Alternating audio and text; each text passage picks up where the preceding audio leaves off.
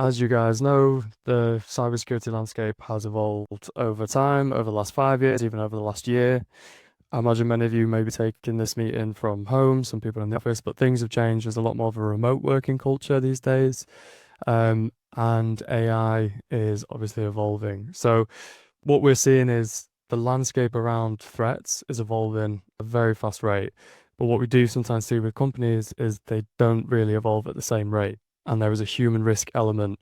There's a lack of user training, there's a lack of processes, and it ultimately leaves businesses more vulnerable. This is what explains this figure really. The root cause of 74% of data breaches are caused by people.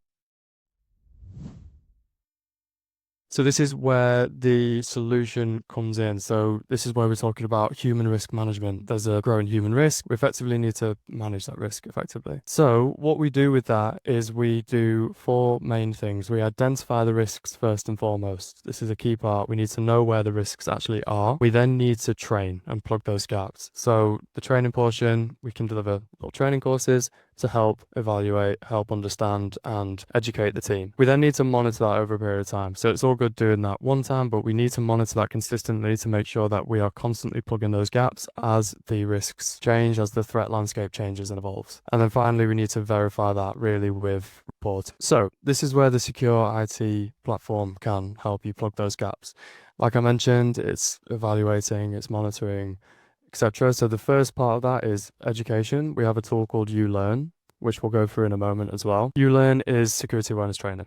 Okay, we will provide you with short training courses to help educate the team. UPhish is a phishing simulation tool. This is where it comes in, where we want to test what people have learned. So in the little training courses, we want to see, have people actually taken on board what they've learned? We'll constantly test them with evolving phishing simulations. So fake attacks, things that you might receive in your inbox in question. Okay, we can send attacks like that. At the same time, the monitoring portion of this is UBreach. So we want to monitor if people are exposed on the dark web. What that means is, are people using their email address for third-party services? If there's ever been a data leak, you might have information leaked as a result of that. UBreach will help us show if there are any data breaches. And then finally, we have a policy management tool as well, which is designed to help you manage your policies, but also your documents. If you've got any policy that people need to sign, we can help you simplify that process. We can also help you develop new policies that are ultimately going to create a much more cyber-aware business culture. This is the dashboard. This is essentially over time, we want to monitor, are you getting better? Are you getting worse from a human risk standpoint? That's the high level, and then we can drill down into why. So it's a good example using the Secure IT platform because we've got a very good risk score, and that's because we've got some good data. If we have a look at the users, what we define a user as is an email address. So we will add the staff members via their email address so that we can send them training via email. We'll send them fake phishing emails via email. We can also monitor those email addresses against the dark web to see if they show up in data breaches, and we will also send them policies via email. So if we take a little look at the phishing, what we have here is the ability to send different kinds of phishing attacks.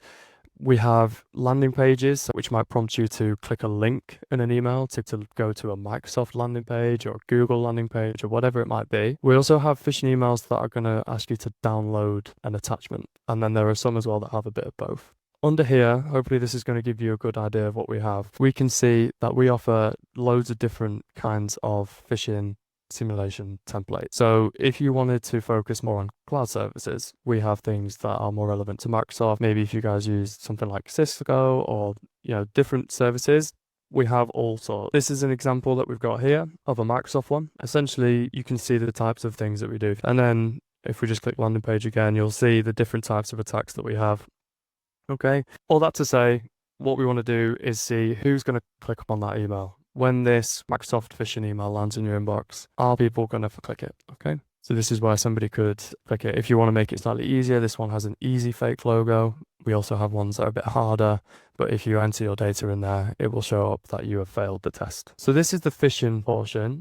We also have a way that we can monitor the reactions. So the Secure IT team are pretty good at these now, but it's still, you can see that there's a 1% compromise rate up here. So this is basically telling us that there has been somebody clicking on these emails at one point. We can then see what somebody has fallen for. So in this case, if people use Canva, you might be familiar with this. This is where somebody has clicked the link. Okay, they've clicked on the link and they've given away their password here, and you'll get a full report to tell you who exactly did what. So that is the phishing portion of this. In terms of the next step, if somebody does fail one of these, we can deliver a training, and this is where the U-Learn comes into it. We have a wide range of training courses that cover wide ranges of topics, from compliance to more threats to different kinds of security awareness training relevant to your business. We can have this set up so that we send out training to people who fail the phishing, and alternatively, we can also send training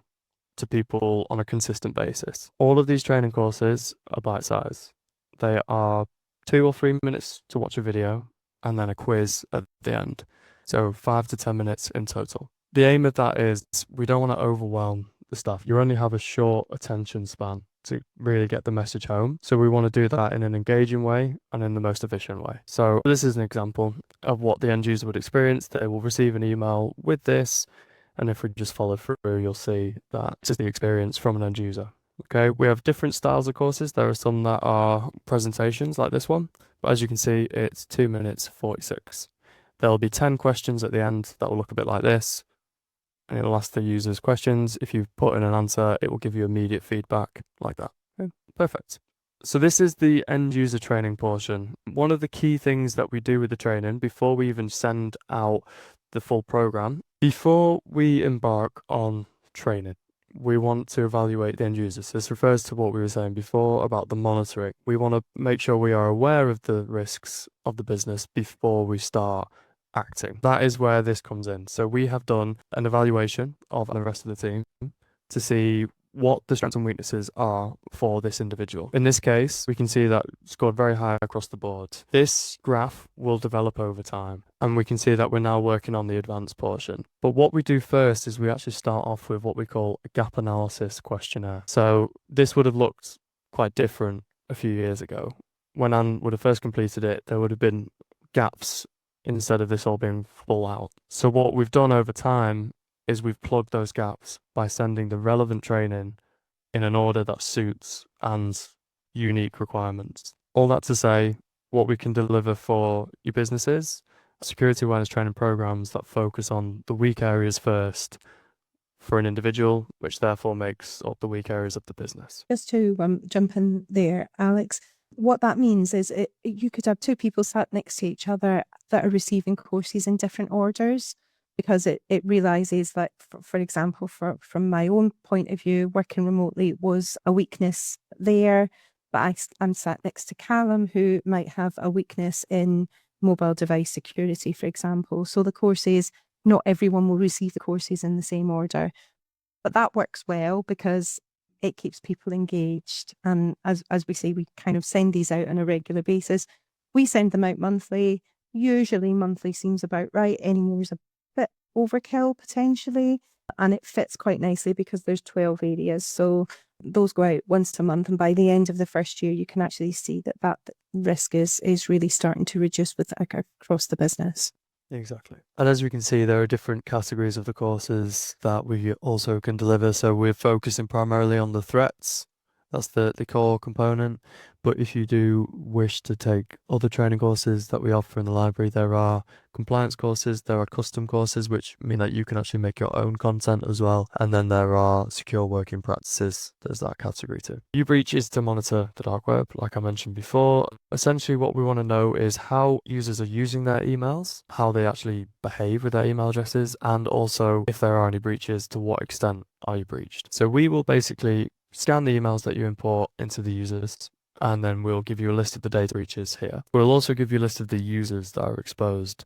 So the breaches might show up with things like if people use LinkedIn. I think Canva was breached not too long ago. So if you use these kind of services, it's always worth seeing if there are any breaches there. It's quite nice to see this from a user point of view. So just on where it says breaches, domains, users, if you could just click the users on the left. Yep, that's it. In this portion, we can now see the actual impact of the users. So we've got all these lists of breaches, but now we want to know, have there been any data breaches on individuals? This might be more important depending on what kind of position that person holds in the company, but it's also more important to know what kind of data was leaked. So if you just click on yourself for an example there, you can see that this is a low risk breach, but we still know that this has happened. We can see the exposed information. So we now know who was impacted, where this happened, how severe is the breach, what information is leaked. In this case, it's a low risk breach, but you will see some other ones that are going to be high risk, and that's usually when there are things such as card details even can be leaked, or passwords. This is where we need to have this visibility. If we don't have it, we're blind. If we have it, we can then react. Okay, and the reaction means change your passwords, first and foremost, deal with the breach immediately, but then we need to start thinking about this in a more of a wider context in terms of, as a business, how secure are we? We need to think about training the users so that they don't just go signing up for free trials here, there, and everywhere and leaving their passwords all over the place. They're going to be more vulnerable to phishing if they are exposed. People have that data, though hackers will use this data to target individuals more specifically and create more customized, personalized phishing attacks. We can do the same with our phishing simulation tool to prepare them for when those things actually happen. And then finally, what we're going to lead on to is the policy portion of this. It's even worth thinking about creating a policy around password construction guidelines or maybe acceptable email use. Think about, if there are loads of breaches here, the way that we can stop doing that is implementing a company policy to stop people from signing up for things that they shouldn't. The other thing that we're definitely seeing a huge increase in, or have seen a huge increase in the last couple of years, is the number of companies that are taking up cyber insurance for various reasons. It's becoming a real issue.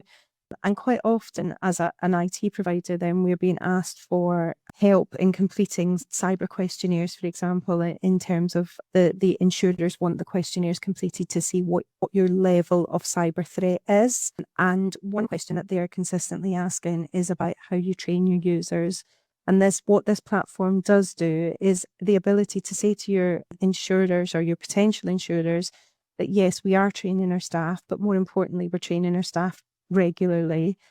I kind of remember the days when you were pulled into a room and a cybersecurity expert would come and would terrify you, and kind of this could happen, that could happen, and you leave the room thinking you're never going to open an email ever again.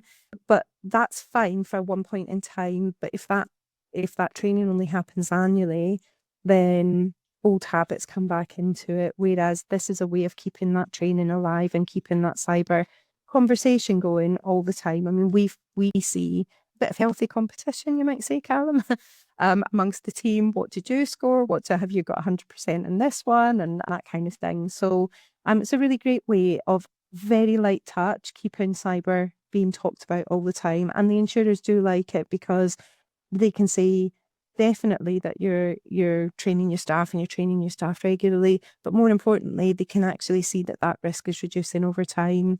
And as Alex said, if you then kind of tie that in with the breaches and can demonstrate that, one, you're monitoring for breaches in the first place, but when you do find a breach, you're doing something about it and you're asking people to change their password or to delete a piece of software potentially that shouldn't be on their system, then that, alongside all the technological controls that I'm sure you've heard Andy Beer talking about many, many times, is actually kind of giving you this whole level of protection that we think is really important these days. Exactly. And I guess to add on to that, with the insurance, there also comes other compliance. So maybe people have been required to complete some compliance audits. Maybe people talking about Cyber Essentials, ISO accreditations, things like that. It really helps with this side of things. We can pull reports on the training, the phishing, the dark web monitoring, and finally these policies, which are really beneficial from that point of view. So we'll wrap up with the policy side of things. When we're talking about policy management here, we mean documents that you have to sign. End users are required to sign some kind of policy to be compliant, basically. We have a bunch of templates to help you create. So if you feel like you want to bolster your cybersecurity policies, have a better culture internally and implement some new policies. Maybe it's for compliance reasons, maybe it's for security reasons. We can help you get started with that. We have an acceptable email use policy right there that Anne's hovering over, which gives you the body to work with, and you can tailor this to your business. We then enable you to actually manage this policy in a much more automated way.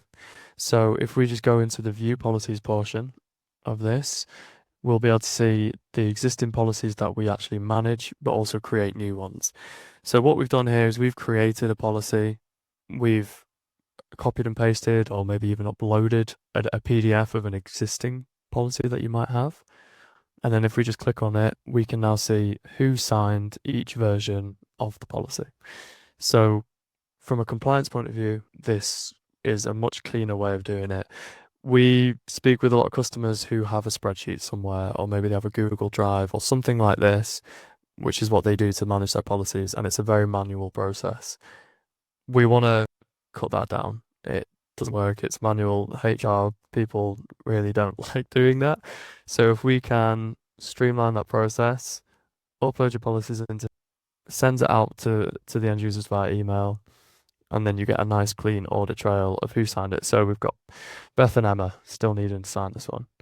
And we can have the platform send them automated reminders as well to get them to do it. Just to say that we only added a couple of policies just for demonstration purposes, really, for the webinar. We use SharePoint to hold our policies. All our company policies are held on SharePoint. And ordinarily, we don't have all of our policies signed by our staff members, but there are key policies that we do need to get signed. And this is something that we will be using more in the future from an audit point of view.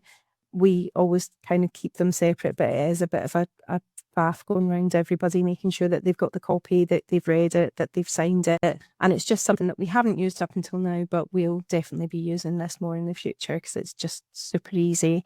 The recipient gets an email to say this policy has been uploaded or changed or, amended in some way.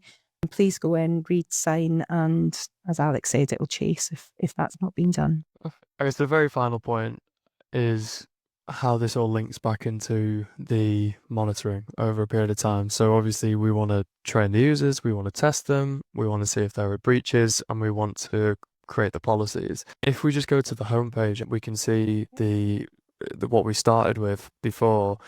Hopefully this will make a bit more sense now to everybody, because this is the human risk over a period of time. How are people doing? Are we getting better or worse? In this case, we're getting better. We've got some good scores on the training. 94% is the average score, so that's very high.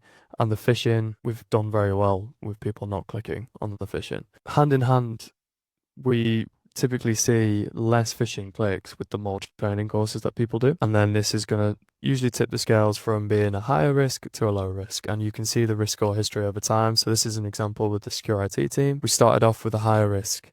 We've dealt with those risks over time to put us into a much lower risk at this current moment. Okay, we can send you these reports on a monthly basis, so you don't have to actually look at them in the app.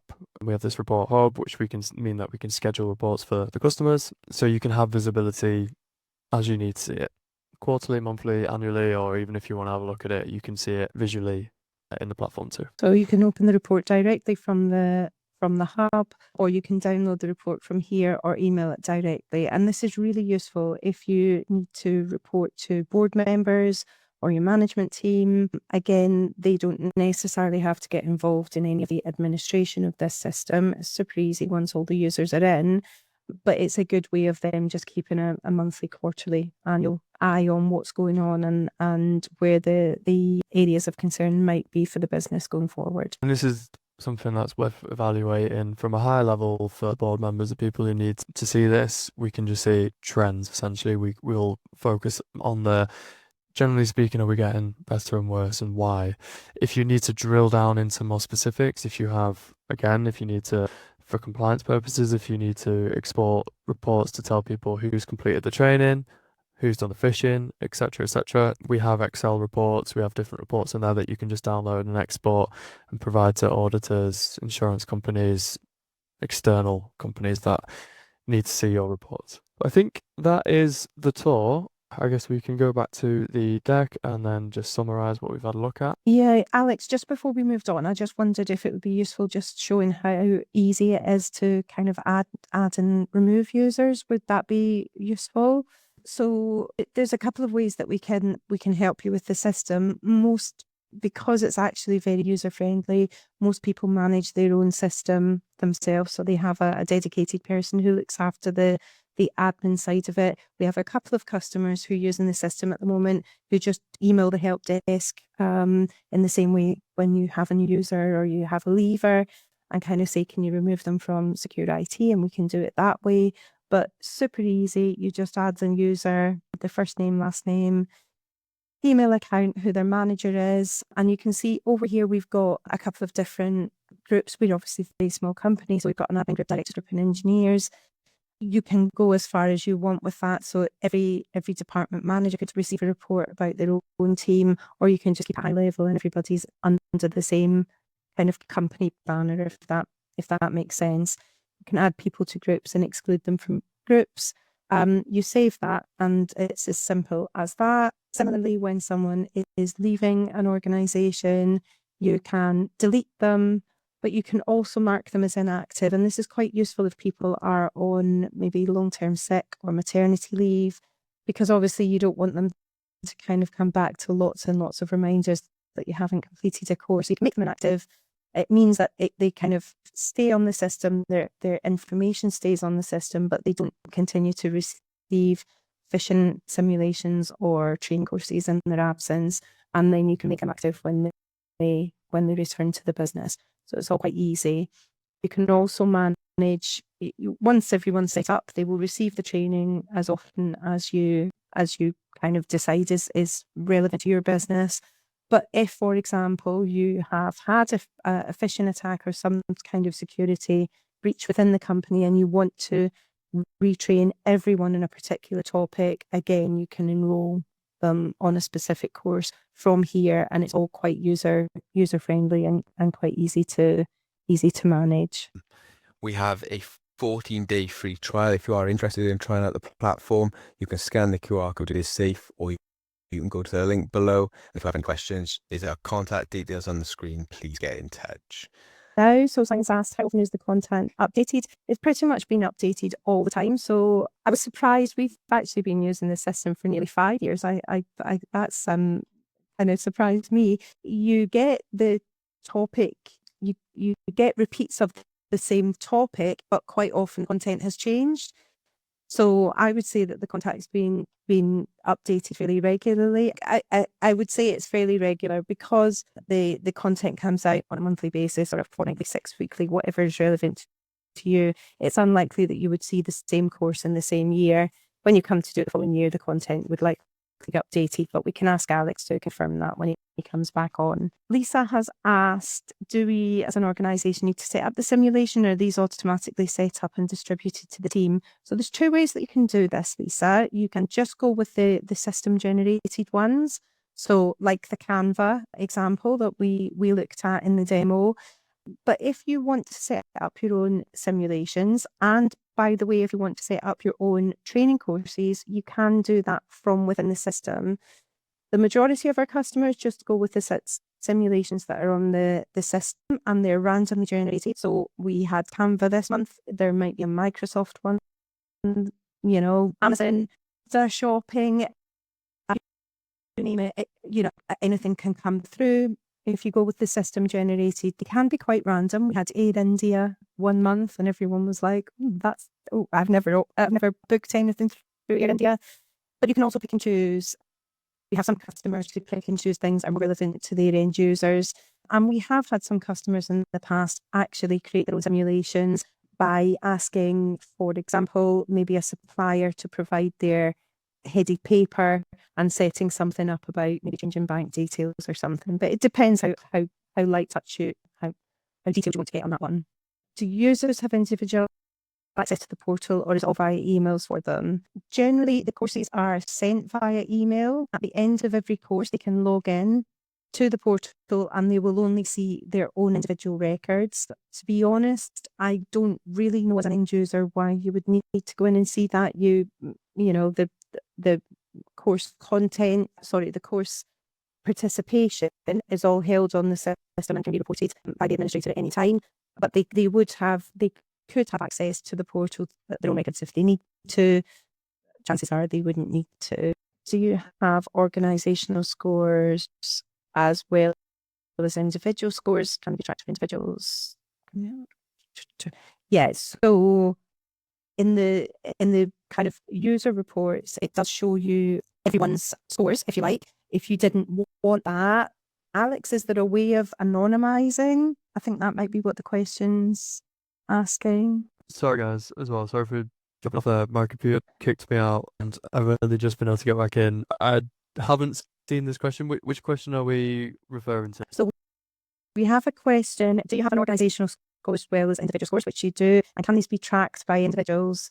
We have used a portal before where fun usernames and the competitive element of the ranking higher than a peer helped engagement. Yes, okay, I can say that one. So we have what we call an end user portal, which is designed for the end users. So what we had to look at today was the admin console.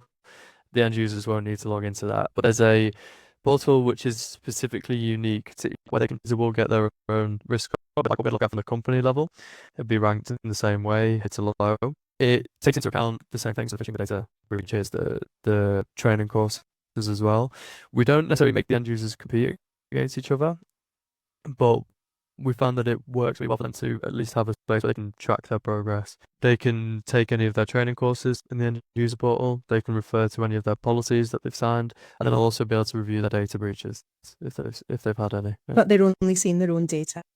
It's only for themselves. Yeah, exactly. Yeah. We had a question around the breach report. So if someone is found to be in breach, or or their information is being compromised, what happens then? Is it a case of making us aware to change your details? Yeah. To be fair, this is about awareness. So whoever is administering the portal for your company would make the individual aware, and at the very least suggest that their user details were changed, their passwords were changed, that kind of thing. I think it's also, from a company perspective, a really good way to see, well, actually, why is that individual downloading that piece of software in the first place? Is it something that we need? Do we need it as an organisation? And what's the best way to get that information? So I'm thinking about, where people maybe want to download free templates or free software or that kind of thing. Those can often be the most dangerous sites to be on in the first place. So again, it's about that education piece.